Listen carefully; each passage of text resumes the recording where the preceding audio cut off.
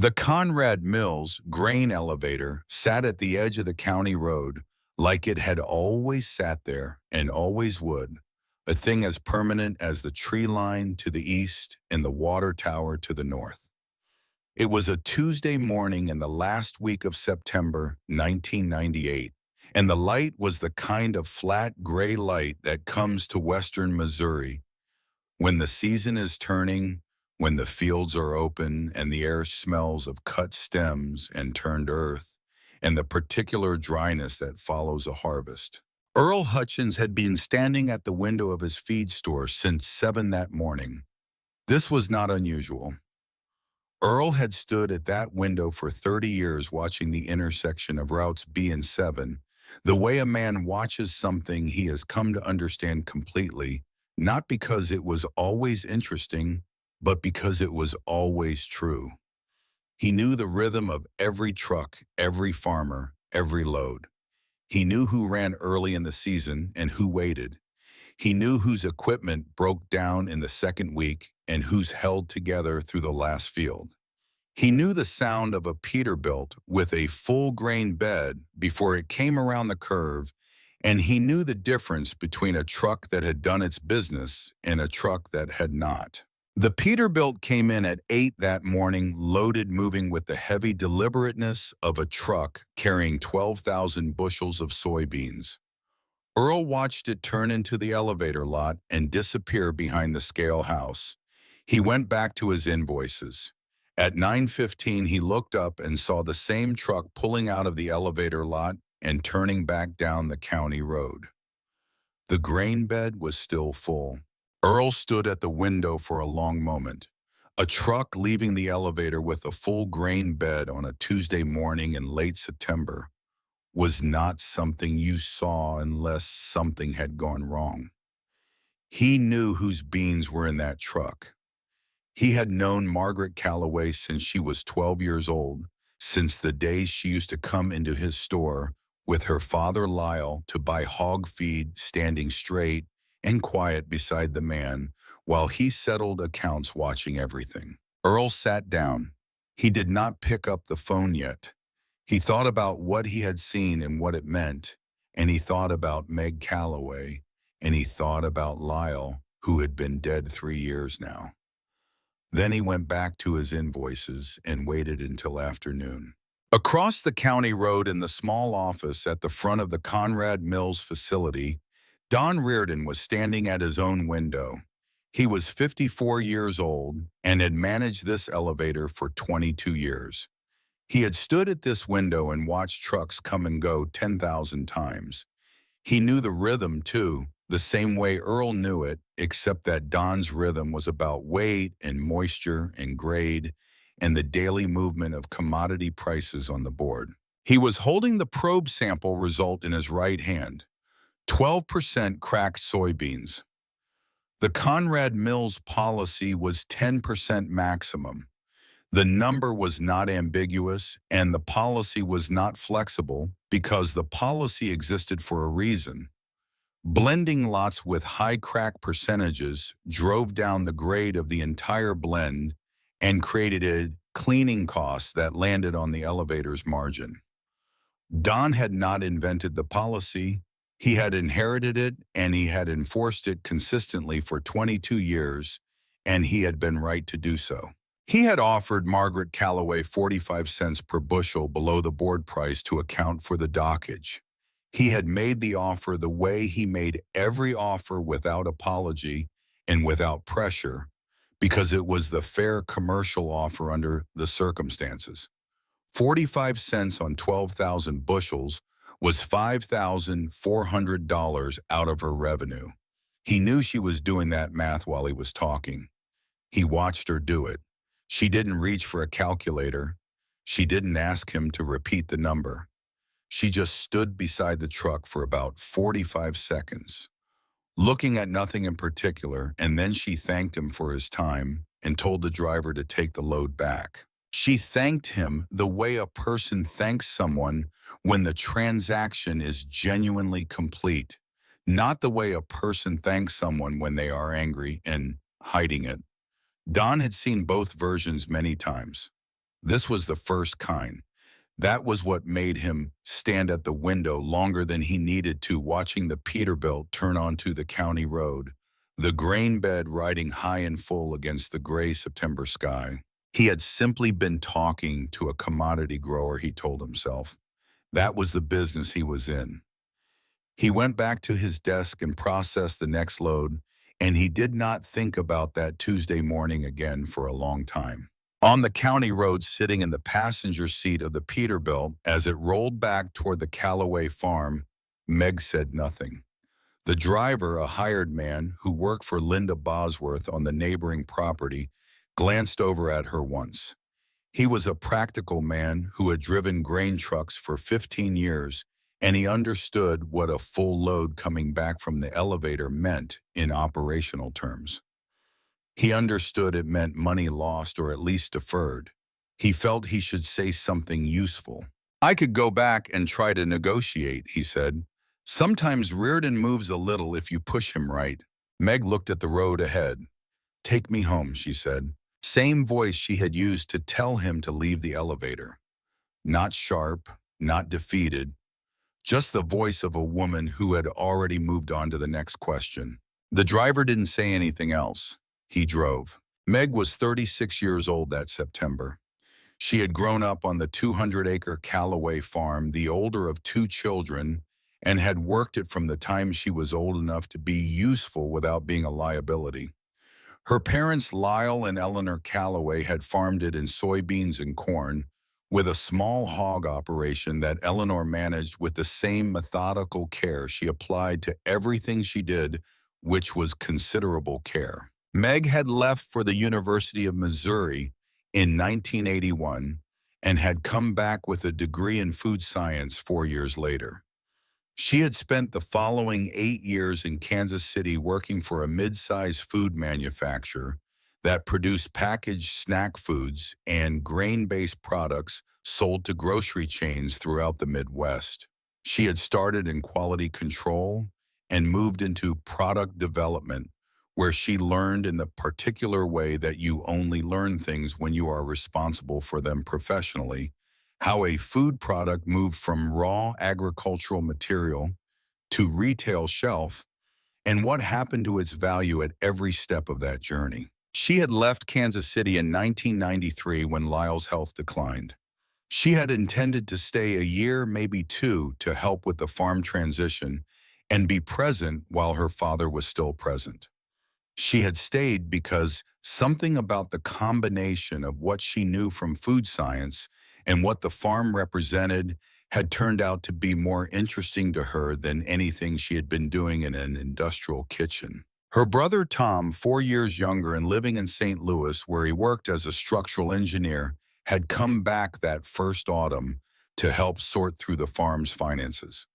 He was a decent man who loved his sister and had no particular feel for the land. He sat across from Meg at the kitchen table one evening, looking at the numbers, and said what seemed to him like the reasonable thing: "You don't have to sacrifice your career for this. We could hire someone to manage the property, maybe sell the North 40 if we need to simplify." Meg looked at him for a moment. Then she looked out the window toward the barn and the fields beyond it, the 80 acres of soybeans still standing in the late October light. "Nobody is selling any part of this land," she said. The sentence had no heat in it. It was simply a fact she was communicating, the way you tell someone the temperature outside. Tom understood that the conversation was over. He went back to St. Louis the following day and did not raise the subject again. What Tom did not understand, and what Meg had not yet fully articulated even to herself, was what the farm represented to her that it didn't represent to him. He saw it as a responsibility, an inherited obligation with real carrying costs and uncertain returns. She saw it as something else, something she had been trying to name since the first year she came back. She had not quite found the name for it yet in the autumn of 1993. She would be closer to it by the autumn of 1998. Lyle Callaway died in March of 1995, 2 years after Meg came home. He was not a man who expressed himself in long speeches. In the last week, when it was clear the week would be the last, he said to Meg one evening, while she was sitting beside his bed, "You know what's worth something on this land? Don't let somebody else put a price on it." She thought he was talking about the farm itself, the ground, the machinery, the accumulated equity of 40 years of careful work. It took her a long time to understand he was talking about something larger than that. She wrote the sentence on a small piece of paper and tucked it into the cover of the farm's accounting ledger where it stayed. The summer of 1996, on a Saturday when she had driven up to Kansas City for a soil amendment she couldn't get locally, Meg stopped at a natural food grocery store in the Westport neighborhood. She was not there for anything specific. It was a habit from her Kansas City years, the kind of store she used to browse on weekends when she was thinking about product development, looking at how other people were solving the problem of getting agricultural value to a consumer who would pay for it. She picked up a 12-ounce stand-up bag of dry roasted soybeans from a shelf in the bulk snack section. The retail price was $3.29.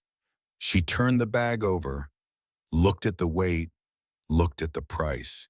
In her head, automatically, the way a person who has spent 8 years in product development does, automatically she began disaggregating the number. Soybeans were trading around $4.60 a bushel that summer.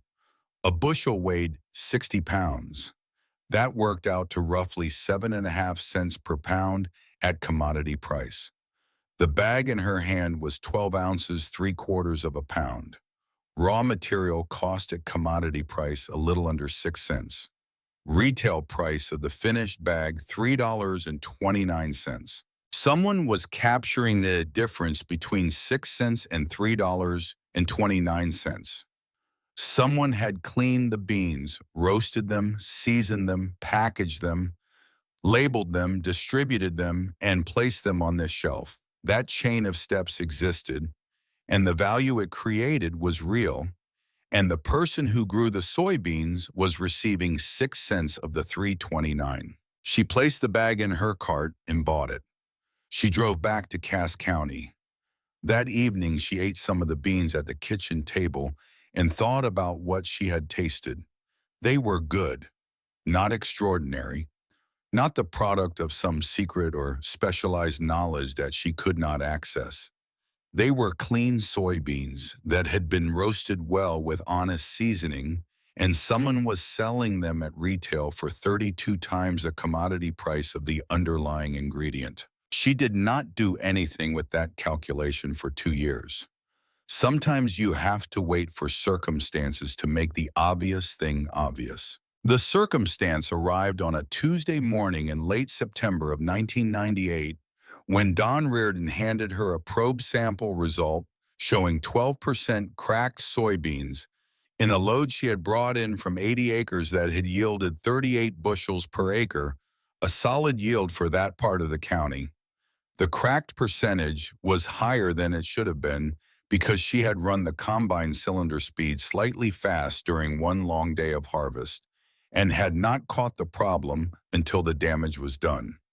It was a fixable mistake, the kind that teaches you something once and never again. But it had produced a load that Conrad Mills could not accept at full price. Don Reardon had not been wrong. He had made the correct call under the correct policy for a commodity elevator, managing blended lots. He had offered her the commercially reasonable alternative. She had done the math in 45 seconds and understood that taking the discount meant giving $5,400 to an organization that was going to extract considerably more value from her grain before it left the county. That was the structure of the business she was in, and she had understood that structure for 2 years, standing in a grocery store in Westport, holding a bag that cost $3.29. She thanked Don Reardon and went home. That evening, after she had made a call to a cleaning facility in Pleasant Hill to arrange for the cracked material to be removed from the load And after she had calculated that the process would cost 8 cents a bushel and leave her with approximately 10,600 bushels of clean whole beans, she sat at the kitchen table with 3 pieces of paper. The first sheet had the numbers: cleaning cost remaining bushels market value if she sold everything at board price net position. She ran the figures twice to make sure they said what she thought they said. The second sheet had a different set of numbers, the ones she had been accumulating in her head for 2 years: the retail price of processed specialty soybeans against the commodity price of whole soybeans, the differential that existed because of the steps between raw grain and finished product, and her own honest assessment of whether she had the knowledge and the capacity to execute those steps. The third sheet was blank for a long time. She looked at it across the kitchen table in the quiet of the farmhouse, the kind of quiet that settles in when you are the only person in a house that was built for more than one. Then she picked up a pen and wrote 5 things one beneath the other: clean, keep, process, package, sell, direct. 5 steps, simple enough to look naive. She had spent 8 years learning in operational detail what each of those steps actually required. She knew it was not naive. She also knew she was committing to something by writing it down, the same way you commit to a direction when you put the first stake in the ground. She opened the farm's accounting ledger to check something. The small piece of paper with her father's words was still tucked inside the cover. She read it once. Then she closed the ledger, turned off the kitchen light, and went to bed. At 4 o'clock the following afternoon, Earl Hutchins called her. He had waited until he thought she would have had time to think. "I saw the truck come back this morning," he said. "What happened?" She told him. Crack percentage, the policy, the offered discount, her decision to take the load home. "That's a shame," Earl said. He meant it without sentiment. It was a commercial setback, and he recognized it as one. "I have some ideas," Meg said. "I'd like to hear them when you've got them worked out." "I'll call you," she said. And that was the end of the conversation. Earl had known Meg Calloway for more than 30 years, since she was a girl standing beside Lyle in his store, and he had watched her grow into a woman who operated a 200-acre farm without a partner and without complaint, who understood equipment and soil and weather and markets, who had come back from 8 years in Kansas City food manufacturing with a kind of quiet knowledge about how value moved through systems. When she said she had ideas, Earl did not hear the phrase the way you hear it from someone who is trying to feel better about a setback.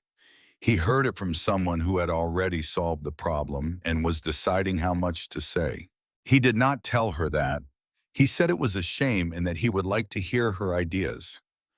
That was what the situation called for. Linda Bosworth came by later that same afternoon. She farmed the adjacent property, 160 acres. She had been working alone since her husband died 8 years earlier. She was 58 and had been farming for 35 years and was one of the most practically competent people in Cass County, the kind of competence that has no patience for anything except results. She had lent Meg the use of her hired man and the Peterbilt for the haul to the elevator, which meant she had a natural interest in how the day had gone. She drove into the yard and saw the grain bin still sitting full. She got out and walked over to where Meg was standing near the barn. "Reardon turned you away," Linda said. 12% cracked. Their limit is 10. Linda shook her head, not with sympathy, but with the precise expression of a skilled person recognizing a technical error. "Cylinder speed," she said. "I told you last fall." "You were right," Meg said. "I'll correct it next season. What are you going to do with this load?" "I'm working on that." Linda looked at her for a moment. She had known Meg long enough to know that "I'm working on that" from Meg Calloway was not a deflection. It meant the work was already done, and she wasn't ready to describe it yet. Linda didn't push. She picked up the keys she had come to retrieve and went back to her truck. What Linda could not have known, standing in that yard looking at a full grain bin on a Tuesday afternoon, was that she would be among the first people in Cass County to buy a bag of Callaway Ridge roasted soybeans when they appeared on the specialty food shelf at the Peculiar Grocery 2 years later. She would not buy it as a gesture of support. She would buy it because she saw Cass County, Missouri on the label, and she wanted to know whether the product was worth the price. It was. She bought more. She never mentioned this to Meg. By the end of that week, Meg had arranged for the full load to go to the cleaning facility in Pleasant Hill. The cracked material came out for 8 cents a bushel, leaving her with 10,600 bushels of clean whole beans.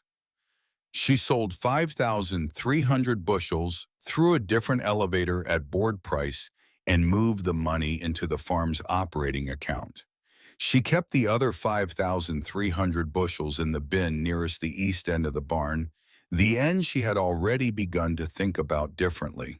The 5,300 bushels sat there through October, through November, into December. They were not going to Conrad Mills.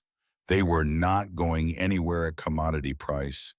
They were waiting for what Meg was going to build, and she was building it as fast as a person builds something alone with limited capital, and a plan that exists so far only on 3 pieces of paper and in the accumulated knowledge of a food science degree and 8 years of manufacturing experience. 5,300 bushels of clean whole Missouri soybeans sitting in a bin on a 200-acre farm in Cass County, while the woman who grew them converted the east half of the barn into something that had never existed on this property before, and decided in the quiet way she decided most things that the value in what she had grown was not going to walk out of this county on somebody else's truck. That was where the story was in those months.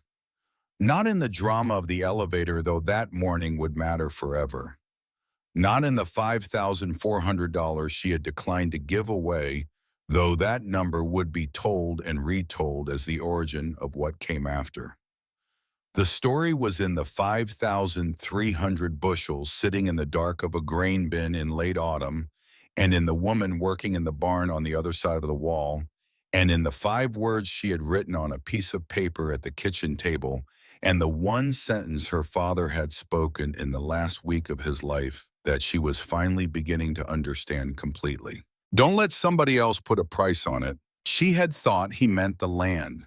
He had meant everything she could make from it. The equipment auction in St. Joseph was held on the 2nd Saturday of December, in a warehouse on the south side of the city where the Missouri River smell came in through the loading dock doors and mixed with the machine oil in the cold. There were 40, maybe 50 people moving through the rows of equipment that morning, men, mostly wearing the kind of coats that spend more time on tractor seats than on coat racks.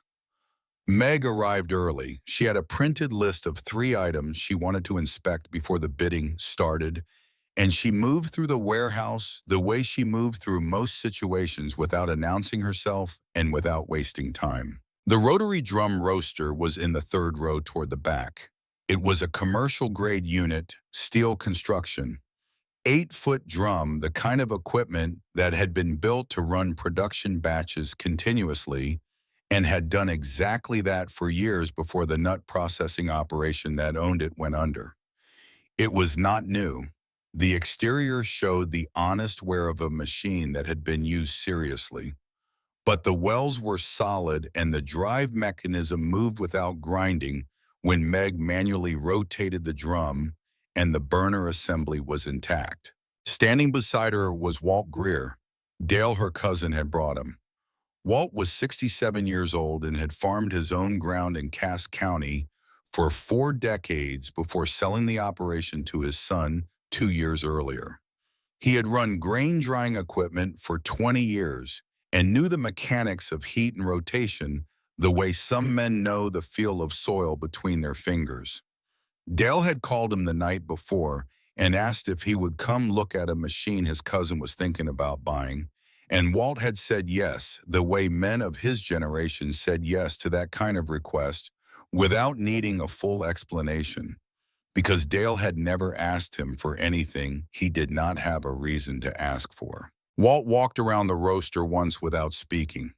He pressed on the drum casing at 3 different points. He crouched and looked at the underside of the drive shaft. He stood and looked at the burner assembly for a long moment, then put his hand near the yeast fitting and checked the connection without touching it directly. Then he straightened up and said, "Rear bearing needs attention, but the machine is sound. Under 4,000 is reasonable." That was the full extent of his assessment. Meg had learned enough about men like Walt Greer to know that he would not have used the word sound if he had any real doubt. The bidding started. There was one other serious bidder, a heavy-set man in his 50s, who had been circling the roaster before Meg arrived, and who carried himself with the ease of someone accustomed to winning at auctions. He bid with the deliberate confidence of a man who expected the other party to quit. Meg bid without expression. The number moved up. The man stopped at 3,300. Meg said 3,400. The auctioneer called it. The man looked at her for a moment, then moved on to the next lot. On the drive back, Walt sat in the passenger seat and watched the winter fields pass. After a while, he said, "You know how to run a drum roaster." "I know the principles," Meg said. "I'll learn the machine." Walt was quiet for another mile. Then, "I might be able to help with that." Meg glanced over. "Are you looking for work?" "I'm looking for something to do in the mornings," he said. "My son doesn't need me in his fields, and my wife says I'm underfoot." It was the longest personal statement Meg had ever heard Walt Greer make. She took it for what it was. "I'll need someone by January," she said. "Morning hours, machine operation, and maintenance. I can pay by the hour." "What are we making?" Walt asked. "Roasted soybeans, dry roasted, seasoned, packaged for retail." Walt nodded once slowly, the way a man nods when the answer is stranger than he expected, but not unreasonable. He looked back out the window at the passing fields and didn't say anything else until they reached the county line. That evening, Walt told his wife he had seen something interesting. She asked him what. He thought about it for a moment and said he wasn't sure yet, but he wanted to see where it went. Dale spent 2 days in the barn in mid-December, wiring the 3-phase panel for the roaster. He was a licensed electrician who charged real rates to real customers and family rates to family, and the family rate in this case was $180 for the panel work and the time plus coffee. While he was working, he asked Meg the question that needed asking, the one that a practical man asks when he is being asked to invest his labor in something. "You're putting $3,400 into a machine to make roasted soybeans. Who are you selling them to?" Meg explained. "Not the full version, not the Westport grocery store and the 2-year calculation and the 5 steps on the paper. Just enough. The natural food market, the retail price differential. The fact that she had the raw material on the property, the processing knowledge from Kansas City, and now the equipment." Dale listened without interrupting, which was how he listened when he was taking something seriously.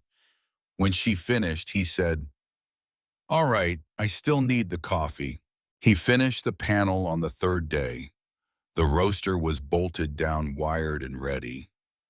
Meg stood in the east half of the barn, which she had spent 3 weeks clearing and cleaning and framing out as a dedicated processing space, and looked at the machine that was going to determine whether the 5,300 bushels in the bin outside were worth considerably more than board price, or were in the end just soybeans. She started testing the first week of January. The first 6 batches taught her that what she knew from food science and what a drum roaster actually did in practice were related but not identical.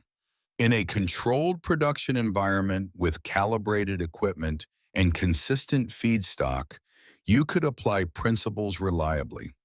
In the east half of a converted barn in Cass County, in January with a used roaster that had its own mechanical history, and soybeans drawn from bins where the temperature had been dropping for 2 months, the variables were more numerous and less cooperative. The drum's speed affected the residence time, which affected the color, which affected the flavor, which was affected by the moisture content of the incoming beans, which was not the same from bin to bin, and was not even the same from morning to afternoon, in the same bin as the ambient temperature in the barn changed.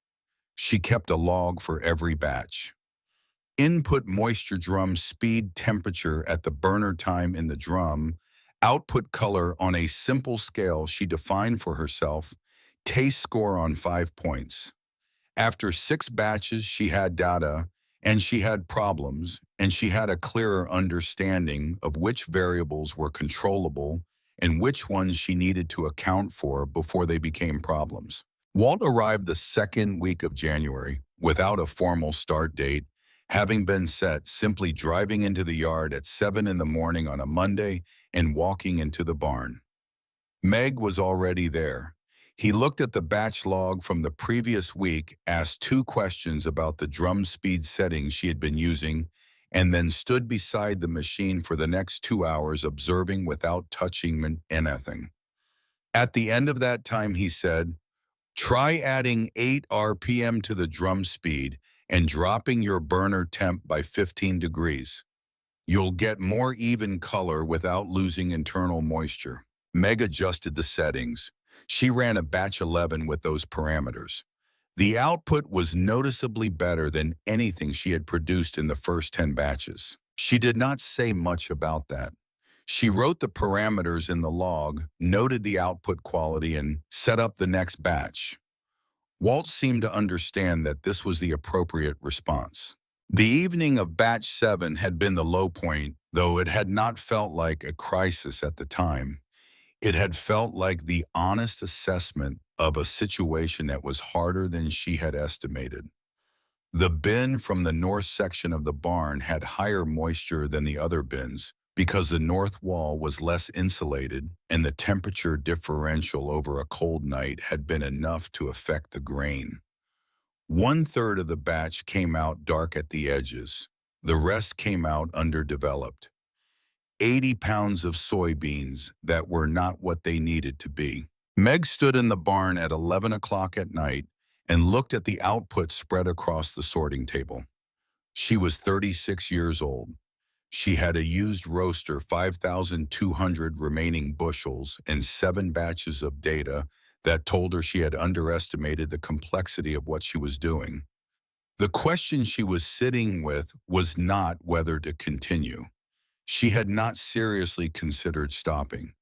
The question was more specific and more uncomfortable, whether she had the technical depth to solve what she was encountering, or whether she had constructed an elaborate plan around knowledge that was less transferable than she had believed. She sat with that question for 10 minutes in the cold of the barn, listening to the machine cool and tick.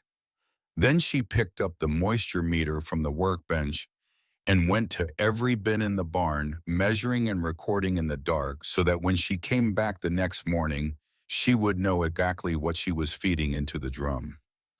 Batch 8 was better. Batch 9 was better than 8. By batch 14, she had a process she could run consistently. By batch 23, she had a product she was willing to put her name on. The formula was not complicated.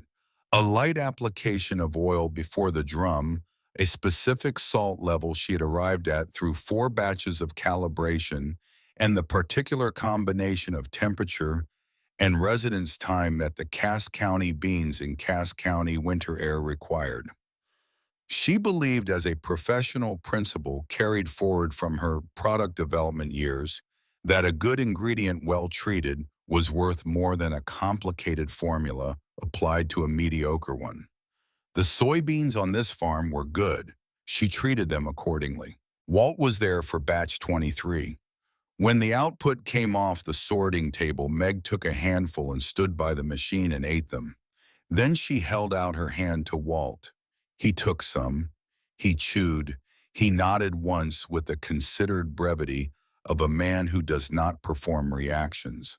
That's the one, Meg said. That's the one, Walt agreed. The notebook she had used to log every batch with its handwritten entries and moisture readings and marginal notes would later become one of the most consequential documents she owned. When the non-GMO project certification process began and the inspector went through her production records, he would look at that notebook and say that her quality control documentation was better than what he saw at facilities 10 times her size. Meg would not explain that the notebook began as the record of someone who could not afford to repeat the same mistake twice and had decided that writing everything down was the only protection against doing so. Patty Drummond appeared at the barn door on a morning in early February, on a day when the temperature had dropped overnight, and the condensation on the metal roof was dripping in a steady, irregular line near the east wall. Meg heard the knock and looked up from the packaging table she was assembling from plywood and angle iron. Patty was 44 years old, recently divorced, and looking for work with enough flexibility to allow her to pick up her kids from school at 3 in the afternoon. She had heard about what Meg was building from Earl Hutchins, who had mentioned it in passing at the co-op without going into detail. She had driven over because she needed work and because the vagueness of Earl's description suggested something at an early stage, which meant the arrangement might be flexible in the way that established operations were not. Meg looked at her across the half-assembled packaging table. "I can pay by the hour and by the piece," she said. "I can't offer a fixed salary yet. The volume isn't there. Some weeks there'll be plenty of hours and some weeks there won't be much." "What's the hourly rate?" Patty asked. Meg told her. "I can start today if that works." It worked. Patty started that morning helping Meg finish assembling the packaging table and learning the sequence of the bagging operation over the following 2 days. She asked practical questions and did not ask questions that were not practical. By the end of the first week, she had a solid command of the process. 3 weeks later, Meg came in one morning and found the packaging station rearranged. The sequence of steps was different. The layout of materials had been changed. She stood and looked at it for a moment and then ran a test sequence and found that the new arrangement reduced unnecessary hand movements and produced a measurably faster cycle. She asked Patty about it. Patty looked at her steadily. "Better results. I thought that was what you wanted." "It is," Meg said. "But when you change something in this facility, I need to know before it changes. Not because I don't trust your judgment, because I need to know everything that's happening in here at all times." Patty held her gaze. "Understood," she said. No apology beyond what the situation required. No defensiveness. Just the confirmation that the information had landed. It was the moment the working relationship between them became something real rather than a transaction. Meg recognized it and moved on because there was work to do. The Missouri Department of Agriculture inspector came in March. His name was Dennis Wark, and he had been doing commercial food facility inspections for 11 years, which meant he had seen the operations ranging from well-capitalized and poorly run to improvised and meticulous, and he had learned to assess them on results rather than appearances. He walked through the east barn with a clipboard and a professional neutrality that gave nothing away. He found 2 items. The hand-washing sink in the processing area needed to be a specific commercial-grade fixture. The floor drain in the roasting area needed a grease trap addition to meet food facility standards.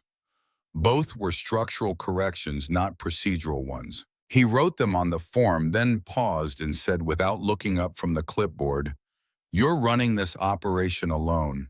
"With 2 people," Meg said. "Part-time." He wrote something else. Then in a tone that was not unfriendly but was separate from the official record. "These facilities usually need at least one person whose primary job is sanitation compliance. Just an operational observation." Meg looked at him. "Is that in the regulation?" "No." "Then I'll address the 2 items on the form," she said. Wark nodded, made his final notes, and left. He was not wrong about the sanitation observation.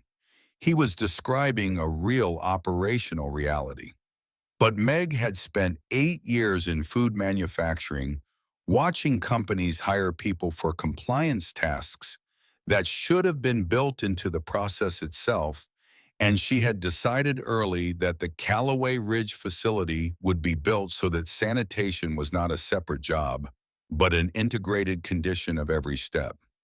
She would carry more of that burden herself, at least until the operation could support the labor cost.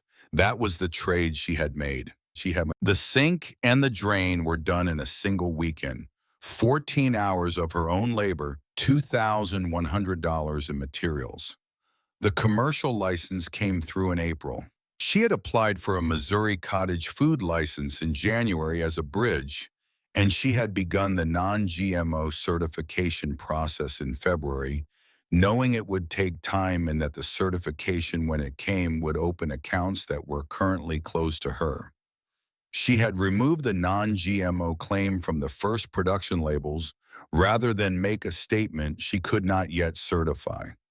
The label said what was true: Missouri grown, dry roasted, Callaway Ridge.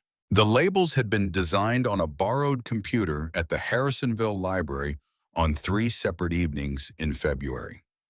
Meg was not a graphic designer, but she had spent 8 years evaluating food packaging and understood the visual language that natural food consumers responded to: clarity, restraint, and the suggestion of a specific place and a specific person behind the product. She wanted the label to look like it came from a farm because it did.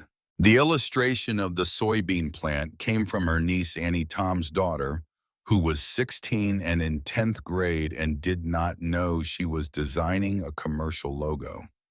Meg had called her and asked if she could draw a soybean plant simple in ink-clean lines.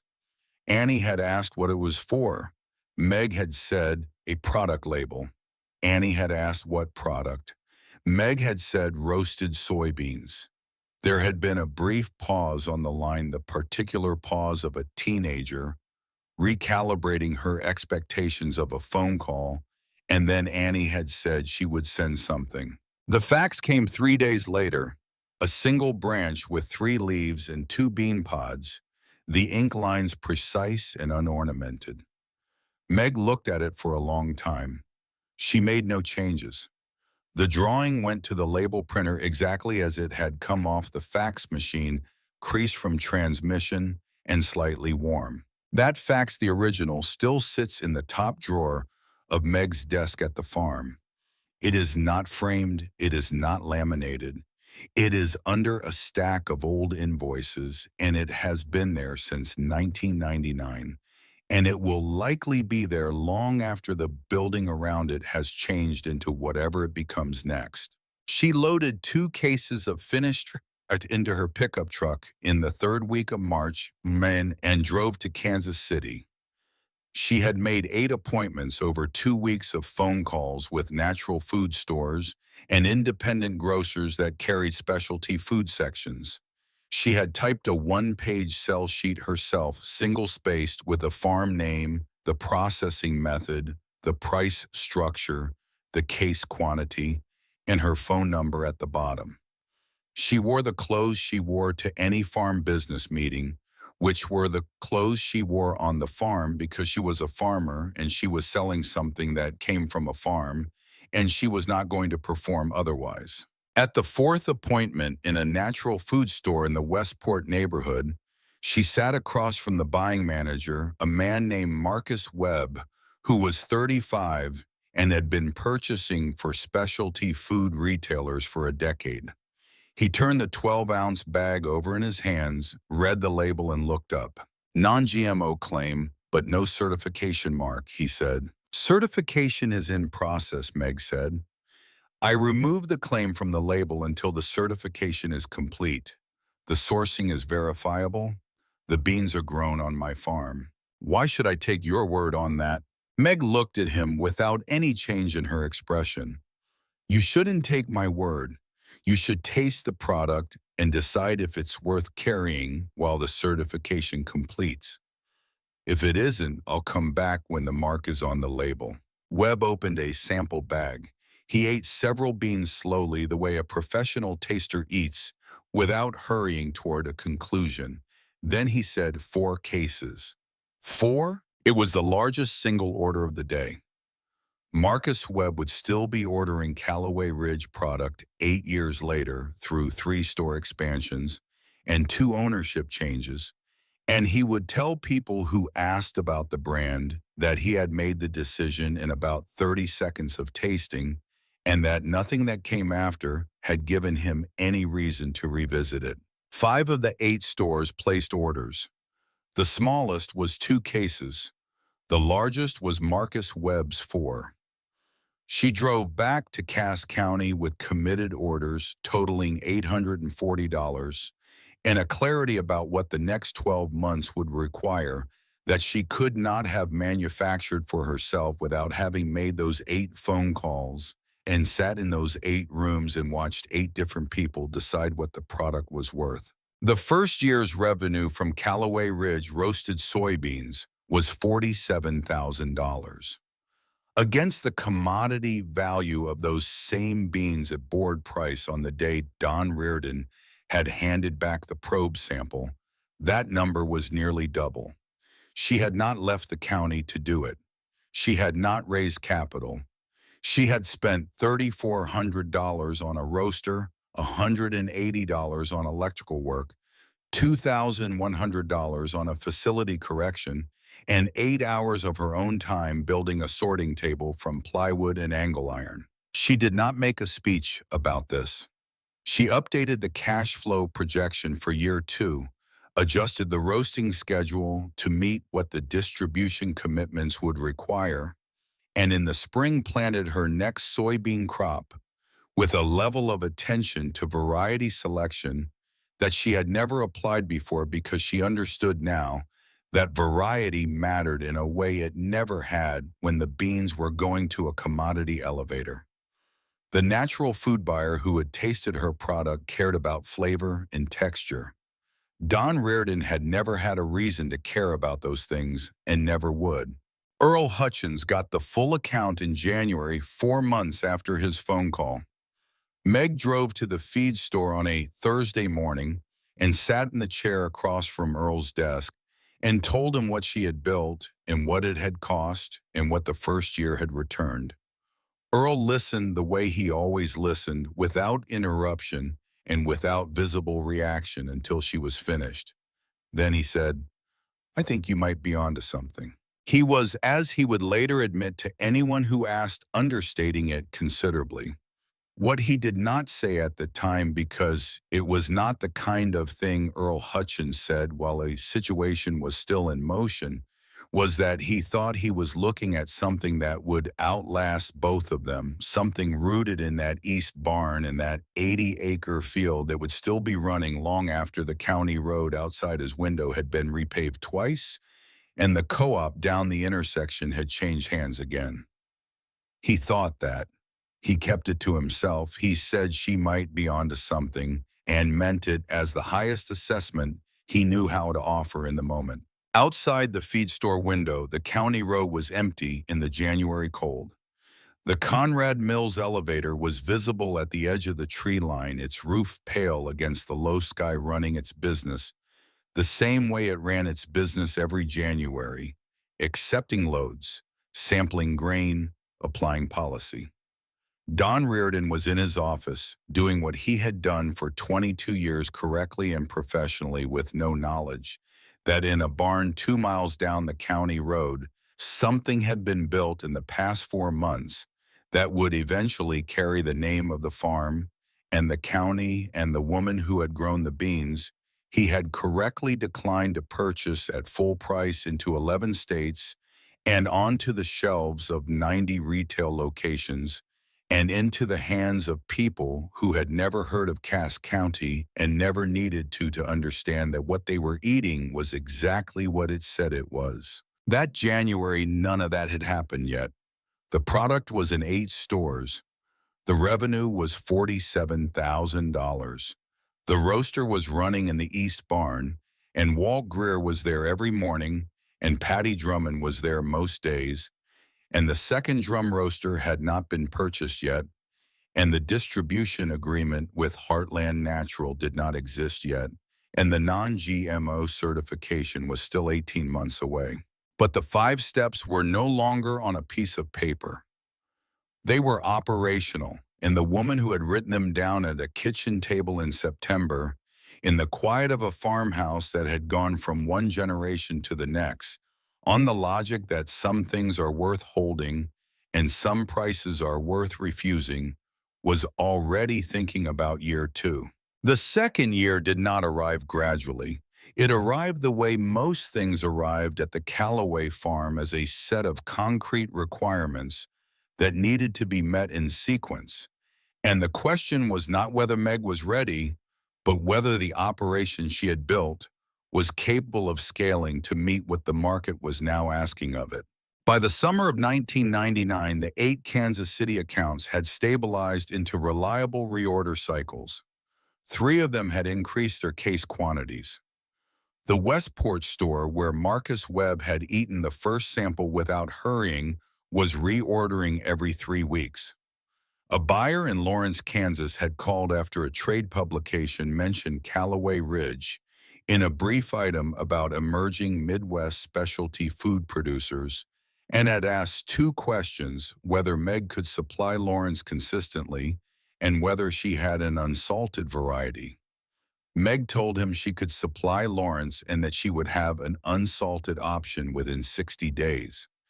She developed it in 11 batches, which was less than half the time the original formula had taken, because she now understood the machine and the ingredient in a way she had not when she started. The second drum roaster came from the same equipment auction network where she had found the first one. She located it in August, a unit slightly newer than the original, in better cosmetic condition, though mechanically equivalent, priced at $2,800. She arranged transport on a rented flatbed and had it installed in the East Barn over a long weekend, with Walt overseeing the mechanical integration. The 2 machines running in sequence doubled the production capacity without doubling the labor requirement, because Walt had developed a rhythm for operating the first roaster that transferred directly to the second, and because Patty had refined the packaging operation to a point where it could absorb additional output without additional personnel. It was October of 1999 when Meg drove to Columbia with a case of product and a price sheet and walked into the warehouse of Heartland Natural Distribution. The company distributed specialty and natural food products to retail accounts across Missouri, Kansas, and Iowa. It was not the largest distributor in the region, but it was the one with the deepest penetration in the independent natural food retail sector, which was exactly the sector where Callaway Ridge belonged. The account manager was a woman named Carol Fenn, who had been with Heartland for 12 years and who had the particular quality of a person who has seen enough products fail to have become genuinely interested only in the ones that will not. Carol ate the product in a warehouse meeting room with fluorescent lighting and a folding table. She ate it carefully, attending to what was actually in her mouth, giving the product the same attention she gave every decision she made in that role. Then she set the bag down and asked what the reorder rate was at the Kansas City accounts. Meg told her about the Westport store's 3-week cycle and the increases 3 accounts had made to their case quantities. Carol wrote something on her notepad. Then she said she would put Callaway Ridge in the fall catalog, subject to 2 conditions: consistent supply through the catalog period and non-GMO project certification within 18 months. Meg agreed to both. The certification condition was the harder one. The process was ongoing and the timeline was not entirely within her control. But she had submitted the application and the documentation was in order. And she understood that Carol Fenn was not setting the condition to create an obstacle, but to assess whether Meg was serious enough about the business to have already started the process. She had. The question answered itself.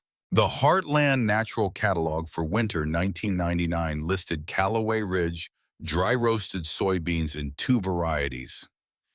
It went to 34 natural food retail accounts across 3 states. In the first quarter of 2000, the reorder rate from those accounts was 78%. Carol Fenn called Meg in February to tell her that number was better than the distributor's average for new specialty food products by a margin she described as significant. Meg thanked her and asked whether the spring catalog would have additional placement opportunities. Carol said it would and that she was already planning to include Callaway Ridge. It was during the preparation for the spring 2000 catalog that Carol called with a different kind of conversation. Heartland wanted to increase the Callaway Ridge volume commitment by 40%. In exchange, they were asking for exclusive distribution rights across all 3 states for a period of 2 years. It was a reasonable offer from a distributor that had taken a risk on an unproven brand and had been validated by the reorder numbers. It was also the kind of offer that could reshape the structure of the business in ways that were not fully visible at the moment of signing. Meg sat with the offer for 3 days. She talked to Walt not to get a decision, but to get a second perspective on the operational implications. Walt said that running the full volume through a single channel meant that any disruption in that channel became a disruption in the entire business. He said it the way he said most things without editorial comment, as a mechanical observation about a system. Meg talked to Patty, who said that refusing the volume increase might mean Heartland found another brand to fill the space, and that space once filled was difficult to reclaim. That was also true. On the 4th day, Meg called Carol Fenn and made a counter-proposal. Exclusive distribution in Missouri and Kansas, which were Heartland's strongest markets and where the existing account relationships were most developed. Iowa, she would retain the right to work independently. Carol was quiet for a moment that lasted long enough to mean she was genuinely thinking about it. Then she said that was acceptable. The Iowa carve-out seemed like a minor point at the time of the negotiation. It would not seem minor 3 years later when Meg established a direct account relationship with a regional grocery chain in Iowa that operated without a distributor in the middle, which meant the margin that would have gone to distribution stayed with the farm. That account became one of the most profitable in the Callaway Ridge portfolio. The 10 seconds of negotiation that preserved it cost nothing and returned considerably. The non-GMO project certification arrived in February of 2001 in an ordinary envelope that Patty brought in from the mailbox on a Thursday morning when Walt was running the second roaster and the barn smelled of warm soybeans and the particular dry heat that the machines produced in winter. Meg opened the envelope, read the document, and set it on the desk. Walt looked over. "What is it?" Patty asked. "Non-GMO certification," Meg said. Walt nodded. Patty nodded. No one raised their voice. No one moved to hug anyone. Meg put the certification in the file drawer where the regulatory documents were kept and said she needed to call Carol Fenn and that the labels would need to be reprinted with the certification seal. Then she asked Walt whether the rear bearing on the first roaster had been checked that week. He said it had. She said good and turned back to the production schedule. This was not the absence of satisfaction.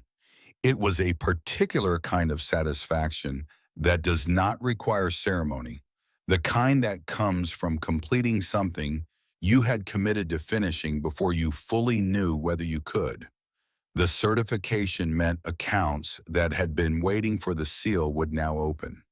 It meant the label now said everything it needed to say, and it meant the next phase had a foundation it had not had the week before. The new accounts came. Two natural food chains that had made the certification a condition of placement added Callaway Ridge to their sets within 60 days. By the end of 2001, the brand was in 90 retail locations across 3 states and generating $310,000 in annual revenue. 6 full-time employees were now running shifts in the East Barn, which had been expanded twice since the original conversion. The facility had grown from the improvised but functional space Meg had built in the winter of 1998 to a structured operation with dedicated zones for roasting, seasoning, cooling, packaging, and storage. Meg was attending 2 trade shows a year by then: the Natural Products Expo Midwest in Chicago and a regional specialty food show in St. Louis.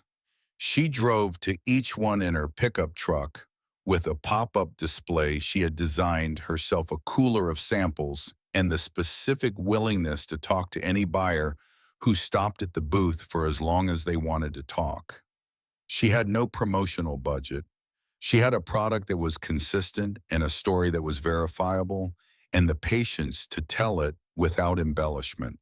At the Chicago show in 2001, the Callaway Ridge booth was a 10 by 10 space beside a Texas-based roasted nut brand that had spent what appeared to be a significant sum on their setup. LED displays, staff in matching shirts, sampling vessels that had clearly been designed by someone whose job title included the word brand. Buyers moved through the aisle in the efficient, directional way that trade show buyers move, and most of them kept moving past Meg's table. A woman named Karen Alderman stopped.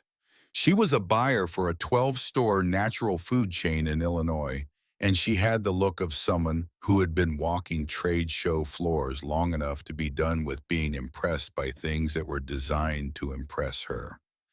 She looked at the booth. She looked at Meg. She said, "You're the owner." "And the grower," Meg said, "and the person who drove here this morning." Karen Alderman sat down in the folding chair across the table, and they talked for 45 minutes. Karen asked about the sourcing, the processing method, the certification, the reorder rates, the variety selection, the labor structure, the distribution footprint. Meg answered every question with the specificity of someone who had built the thing being asked about and did not need to consult notes. At the end of 45 minutes, Karen placed an opening order for all 12 stores. It was the largest single account acquisition Meg had made since signing with Heartland Natural. As Karen Alderman walked away, a young woman from the Texas nut brand leaned over and asked Meg which agency she was using to pre-schedule buyer meetings. Meg said she wasn't using one. The young woman looked at her for a moment and then went back to her station, and no one from that booth said anything further. The cumulative revenue from Callaway Ridge crossed $1 million sometime in the early months of 2002. The date was not known precisely because Meg was not tracking it. She was tracking inventory turns and the reorder rate from the Iowa accounts and whether the production schedule for the spring run was calibrated correctly against the volume commitments she had made to Heartland for the second quarter. The $1 million number appeared in the year-end summary that her accountant Bob Finley called to deliver in March, using the kind of careful voice that men use when they believe they are delivering news that should alter the room. Meg thanked him, asked him to make sure the quarterly estimate was updated for the new Iowa account, and ended the call. Patty was standing nearby and asked what the call was about. Meg told her. Patty said that call for coffee. Meg said yes, but Walt needed to check the roasting schedule first because there were 3 additional batches that week from the Iowa order. Walt went to the barn. Patty made the coffee. Meg opened the production log and began working through the schedule. The $1 million was a number that described something that had already happened. The number that mattered was whether the next season's crop would support the commitments she had made to the people who were now depending on the Callaway Ridge supply chain. That was the number she was tracking. Tom Calloway came to visit the farm in the summer of 2003 with his wife and Annie, who was now 20 years old and studying marketing at the University of Missouri. Tom had not been back since the early years of the operation, when it was still small enough that the scale of what Meg had built was not yet fully legible. He walked through the facility with the measured quietness of a man recalibrating what he thought he understood about a situation. He stood in the production area and watched the roasters run. He looked at the packaging line where Patty was overseeing two workers moving through a sequence that had been refined over 4 years to the point of mechanical fluency. He looked at the stacked cases of finished product waiting for the distributor pickup. He looked at the label on the nearest case, the ink drawing of the soybean plant that his daughter had sent by fax when she was 16 years old, not knowing it would become the face of something. He said quietly and without looking at Meg directly, "Dad would have liked this." Meg said, "I know." Tom looked at the label for another moment. "Annie knows her drawing is still on there."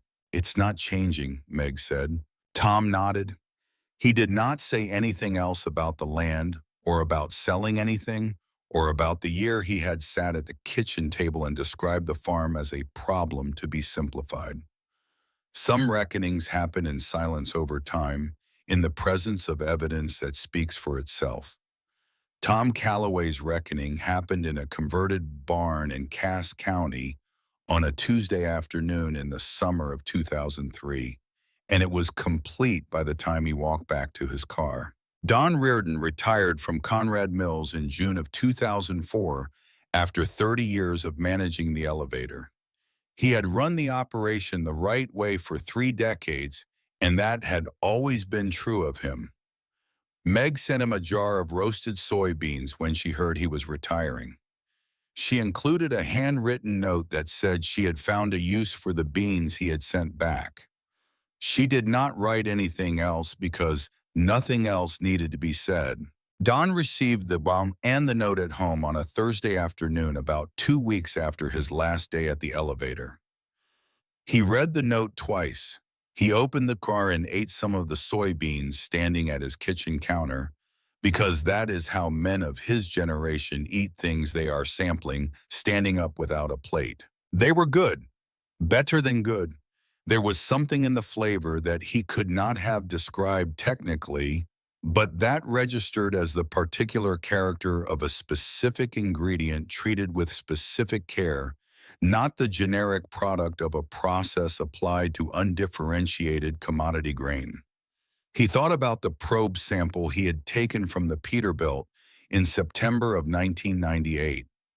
He thought about the woman standing beside the truck doing the math in 45 seconds, thanking him and telling the driver to take it back. He had seen a commodity grower who had brought in a load with a quality problem. He had applied the appropriate policy. He had not been wrong about the grain, but he had been wrong about what he was looking at. He sent a card back. He asked where he could buy more. Meg wrote back in the same handwriting on a note, the same size as the first one, and told him the peculiar grocery carried Callaway Ridge on the specialty food shelf, second row from the top on the right side. Don drove to Peculiar on a Saturday morning. He found the shelf. He found the second row right side. The bag was facing out with the ink drawing of the soybean plant visible through the front panel, the same clean lines, the 3 leaves and 2 pods. He put 2 bags in his cart. At the register, the young woman working the checkout said that Callaway Ridge was the best-selling product in the specialty food section and that a lot of people came in specifically for it. Don said that he knew the person who made it. The cashier said that Mrs. Callaway was something of a local figure.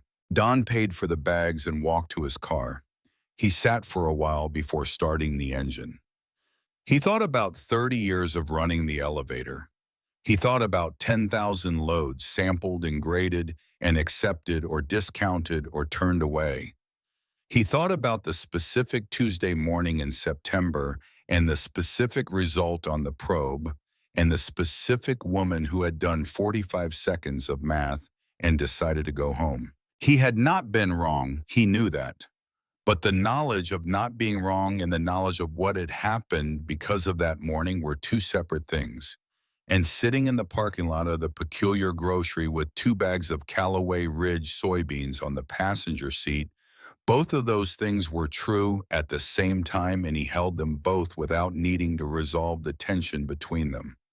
That was the thing about 30 years in the grain business. It taught you that a thing could be correctly handled and still be the beginning of something you did not anticipate. He drove home and ate most of 1 bag before he arrived. Earl Hutchins had closed his feed store in the spring of 2001 after 33 years at the intersection of routes B and 7. He was 71 and there was no one to pass the business to, and the building needed more work than made sense at his age. He sold the building to a man who converted it into a farm supply storage facility and retired to his property 4 miles outside of town, where he kept a vegetable garden and read more than he had been able to read when the store was running. He still drove past the intersection sometimes. He saw the Conrad Mills elevator the way he had always seen it, as a fixed point in the landscape of the county, as permanent seeming as the water tower and the old co-op building. And he thought when he drove past about the Tuesday morning, he had watched the Peterbilt pull out with a full grain bed and had stood at his window for a long time trying to read what he was seeing. He had told Meg when she described the plan to him in January of 1999 that he thought she might be onto something. He had known at the time that he was understating it. He had not known by how much. In the years after he closed the store, he told the story to people who asked about Callaway Ridge, which was a brand that had become well known enough in the county that people asked about its origins, the way they asked about anything that had grown from local ground into something larger. He told the story of the Tuesday morning and the probe sample and the load that came back and the winter in the barn and the 8 phone calls in Kansas City, and he always ended it the same way. He said she didn't need the elevator, she just didn't know it yet. Then he would stop because he had been saying it that way for a while, and it had never felt entirely right. And one afternoon, sitting in his garden in the particular quiet of a summer day, when there is no wind and the county sounds like itself, he revised it for the last time. He said she knew it. She just needed Don Reardon to make it obvious. That version he kept. Meg Callaway still farms the 200 acres in Cass County. The Callaway Ridge brand is in 11 states. The facility attached to the East Barn is 4,200 square feet. There are 6 full-time employees and 2 part-time workers added during the peak season. The 80 acres where the rejected load came from in September of 1998 still produce soybeans every year, and those soybeans still go into the drum roasters that Walt Greer helped install in December of 1998. And that Dale wired for $180 at family rate. Walt still comes in some mornings, not because he has to, but because the barn is a place he understands and the work is work he respects. And at 67 when he started, and past 70 now, a man who has spent 40 years in productive rhythm with machinery does not give that rhythm up easily if he does not have to. His son runs the Greer farm now. Walt runs the morning shift at Callaway Ridge when the schedule calls for it, and when it does not, he is usually there anyway checking something. Patty Drummond's children are grown. She still runs the packaging operation. She has trained 3 people in the sequence she developed in 1999. The one she rearranged without asking, and that Meg had told her to announce in advance next time, and all 3 of them worked the line the way she taught them, with the efficiency of people who learn the right way from someone who had already found it by working it out herself. Annie Callaway graduated from the University of Missouri and works in marketing in St. Louis, not far from where her father Tom spent his career. She has a framed print of the original soybean plant illustration on the wall of her apartment. It is a reproduction because the original is in Meg's desk drawer under a stack of invoices, and the original is not going anywhere. The newest combine has a cylinder speed monitor with a real-time alert system. Meg calibrated it at the start of each of the last several harvests because the problem that produced the 12% cracked sample in September of 1998 was a technical problem with a technical solution, and she had applied the solution the following season and had not repeated the error. She did not need the reminder that the monitor provided. She said it anyway because a system worth building is worth maintaining, and because the 80 acres that produced the rejected load deserve the same attention now that they did. Then, which is the full attention of someone who understands exactly what they are growing and why it matters and what it can become in the right hands. She did not set out to build a brand. She set out to not give $5,400 to an elevator that was going to extract more value from her grain than that before it left the county. The brand was what happened when she followed that decision to its logical conclusion with a food science degree and a rented flatbed and 23 batches of test data and a fax drawing from a 16-year-old girl who thought she was just drawing a plant. And on the specialty food shelf in the peculiar grocery second row, from the top right side, the bag faces out the way it has faced out for years with the ink drawing on the front and the words Cass County, Missouri beneath it. Some people buy it because they know the story. Most people buy it because they tasted it once and it was exactly what it said. It was grown by the person whose name is on the label on the ground, where it has always been grown in the county, where the decision was made that made everything else possible. That is usually enough. For most things that last, it is exactly enough.